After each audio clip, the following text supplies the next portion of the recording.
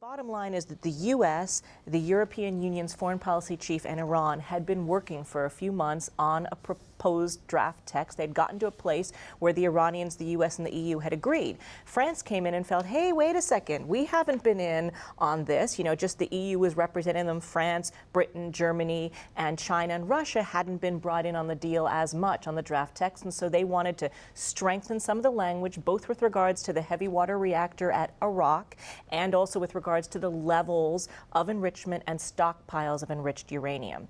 So what we have is France introducing in the last minute some changes, which although the U.S. was annoyed at first with this because it hiccuped in their plans, in the end, the U.S. and the other members of these six powers said, you know what, you're right, these are good changes. The P5+1 partners agreed on a new draft text. They said, okay, we've got it. They handed it back to Iran, and Iran said, this is not what we talked about. This is not exactly what we agreed upon. And the Iranians at that point were unable to sign off. They had to take it back to Tehran. That doesn't mean that there's not a possibility of a deal now. We're going back to Geneva this coming week, but it means that there was a gap of 10 days during which Israel and lots of opponents of a deal on Capitol Hill who fear that the deal would not be tough enough and would give away too much of the shop, it gives them time to regroup, and it has put the administration on the back foot on the defensive.